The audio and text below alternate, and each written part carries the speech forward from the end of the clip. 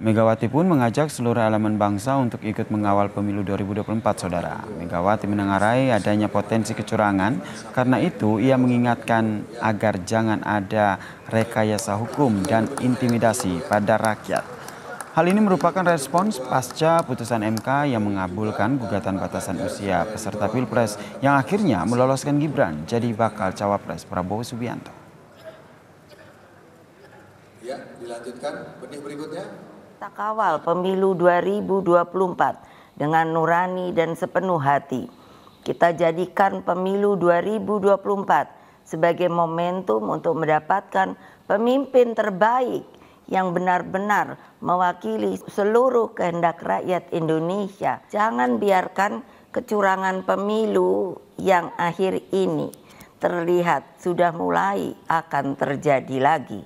Gunakan hak pilihmu dengan tuntunan nurani. Ketua Umum PD Perjuangan Megawati Soekarno Putri ini mengatakan jangan biarkan kecurangan pemilu yang akhir ini terlihat sudah mulai akan terjadi, Saudara. Kita ulas lebih dalam terkait dengan pernyataan Megawati Soekarno Putri ini bersama dengan pengamat politik dari Universitas Airlangga, Mas Airlangga Pribadi. Selamat malam, salam sehat Mas Airlangga. Malam, salam sehat Mas. Kalau kita dengarkan apa yang disampaikan oleh Megawati Soekarno Putri ini, jangan biarkan kecurangan pemilu terjadi. Yang Anda baca apa sebenarnya yang dikhawatirkan oleh Ketum PD Perjuangan Megawati Soekarno Putri ini? Ya, kalau kita lihat beberapa waktu terakhir rentetan proses-proses politik yang akan berindikasi pada kecurangan itu terlihat semakin lama semakin nyata. Bisa kita lihat misalnya mulai dari apa yang sudah diutarakan oleh Bu Megawati tentang misalnya kandidasi Mas Gibran Rakabuming yang memiliki persoalan kontroversi secara etis dan juga kemudian secara prosedur hukum di Mahkamah Konstitusi dan ternyata terbukti bermasalah. Dan ini kemudian sangat kuat sekali sinyalemen misalnya indikasi pemanfaatan penggunaan hukum sebagai alat kekuasaan. Selanjutnya juga bisa kita lihat misalnya di beberapa tempat terkait dengan beberapa indikasi-indikasi penggunaan aparat kekuasaan untuk yang kemudian berjalan untuk pemenangan suatu kelompok tertentu, atau misalnya pencabutan baliho-baliho terhadap kandidat tertentu. Misalnya salah satunya kemudian yang ditekankan yang dihadapi oleh kandidat Pak Ganjar dan Pak Mahfud MD dan beberapa hal-hal yang lain itu kemudian diangkat oleh Bu Megawati sebagai dari indikasi akan terjadi kecurangan yang kuat gitu. Di mana Bu Mega menekankan tentang pentingnya pemilu yang fair. Indikasi akan adanya kecurangan yang kuat begitu. Ini tidak lepas dari yang tadi Anda sebutkan bahwa adanya penggerakan aparat negara yang terlibat dalam proses demokrasi ini. Ya, ya itu tekanan bahwa ini bukan saja bahwa ketika kekuasaan mendukung salah satu kubu dalam pilpres, tapi yang dikhawatirkan misalnya dari beberapa indikasi seperti pencabutan baliho dan presiden yang kemarin kemudian muncul terkait dengan konflik of interest dan penggunaan Mahkamah Konstitusi bagi kepentingan kekuasaan dan banyak lagi hal yang lain, ini mengindikasikan keterlibatan aparat kekuasaan yang kemungkinan akan berlangsung pada saat pilpres akan dilakukan ataupun pemilihan legislatif. Nah, ini akan menjadi persoalan yang sangat besar karena kalau proses pemilu itu tidak berjalan dengan fair dan kemudian menghasilkan pemilu, maka siapapun pemenangnya akan mendapatkan cacat legitimasi dan memiliki persoalan etis, di mana hal tersebut akan menciderai proses politik dan demokrasi kita. Bahwa selanjutnya dalam waktu yang cukup panjang, pemerintahan yang terbangun ketika prosesnya berjalan tidak dengan pemilu yang fair, ini akan memunculkan problem trust atau problem kepercayaan dari publik. Nah, saya pikir bahwa ini bukan hanya persoalan politik partisan, tapi apa yang diutarakan oleh Bu Megawati sebagai bagian dari keresahan publik. Sehingga beliau menekankan dalam pidatonya tentang suara hati nurani.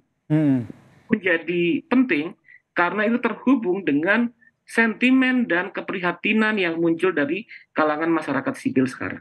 Oke, kemudian ini terkait dengan adanya kekhawatiran pemilu akan curang. Apakah ini Anda membacanya terlepas dari Gibran yang merupakan anak dari Presiden Joko Widodo yang juga akan ikut kontestasi gitu.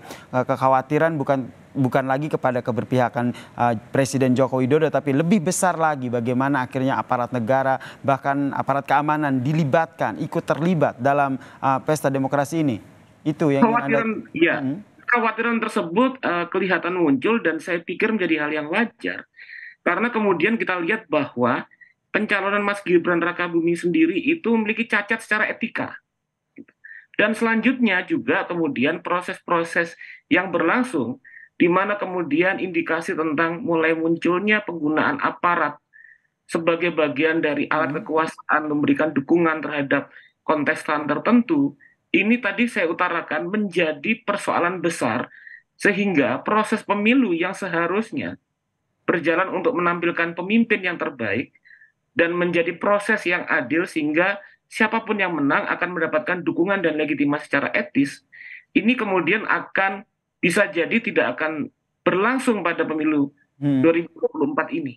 Meskipun memang sudah ada beberapa informasi yang tadi juga kita beritakan bahwa para aparat negara ini mereka selalu bersikap netral, tidak berpihak pada paslon manapun. Bahkan kalau kita ingat Presiden Joko Widodo juga pernah menyatakan bahwa kepala pemerintah pusat, pemerintah daerah ini akan bersikap netral.